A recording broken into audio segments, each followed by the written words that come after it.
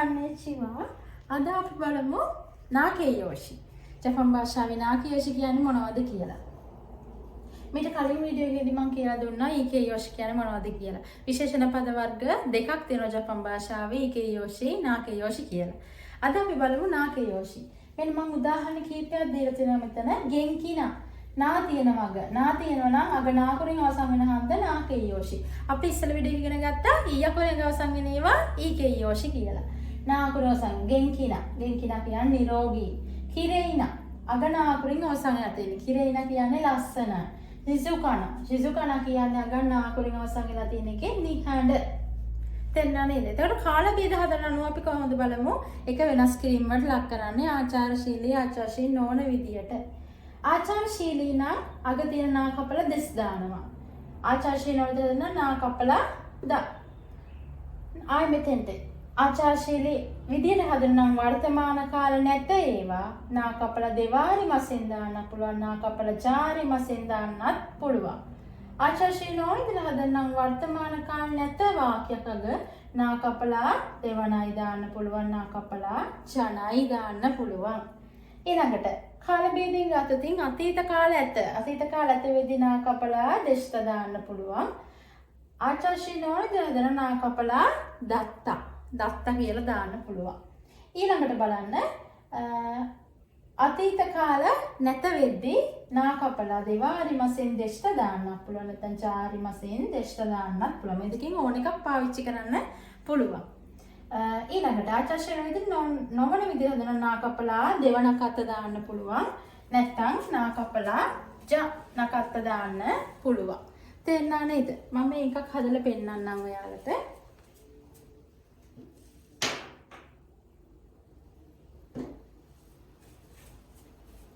අපි ගෙන්කිනා කියන එක ගත්තොත්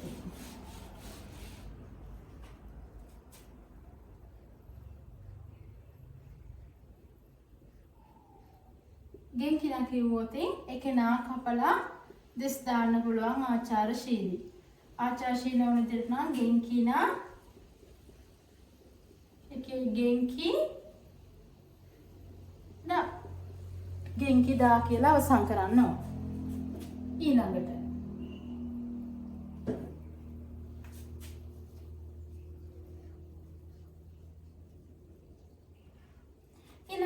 මේ වර්තමාන කාල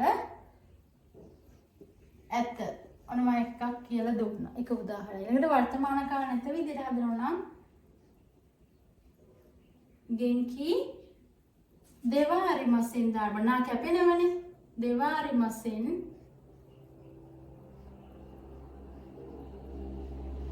නැත්නම් ගෙන්කි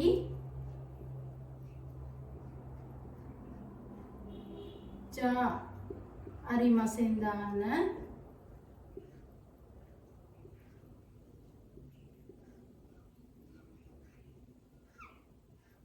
පුළුවන්.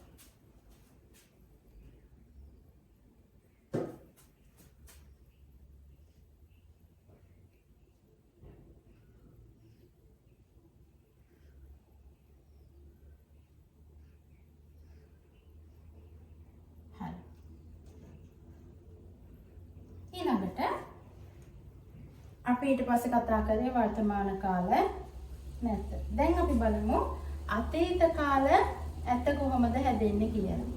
හරි අපි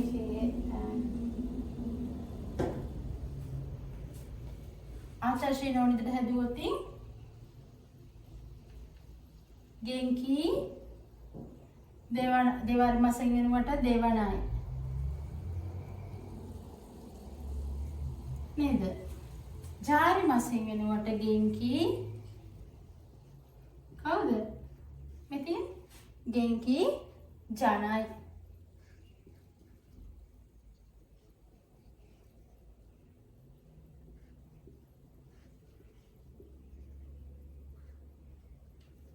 ඊළඟට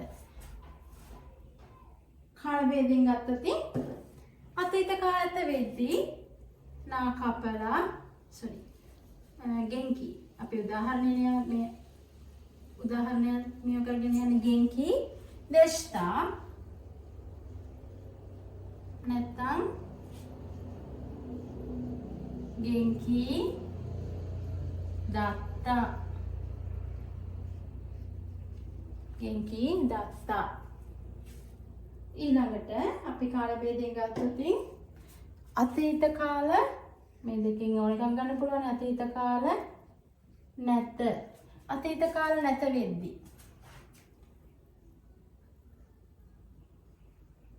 ගෙන්කි මොකද්ද? දෙවාරි මසෙන්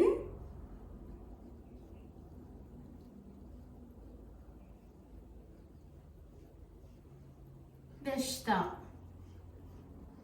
තව ගන්න පුළුවන් කවුද? ගෙන්කි මේ දෙකෙන් ඕන එකක් පාවිච්චි කරන්න පුළුවන්. ගෙන්කි චා අරි මසෙන් දෙෂ්ඨා. මේ දෙකෙන් ඕන එකක් පාවිච්චි කරන්න පුළුවන් ඔයාලට. හරි. අපි දැන් ඒ ගත්තේ ආචාරශීලී විදිහට අවසන් කරනවා නම් ආචාරශීලී ඕනි දෙන්නම් කොහමද? ගෙන්කි දෙවාරි මසෙන් දෙෂ්ඨා දෙවා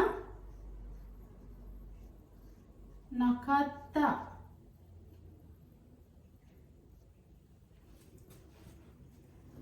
ජාරි මසෙන් දෙෂ්ඨා මොකද්ද? ගෙන්කි චා නකත්තා.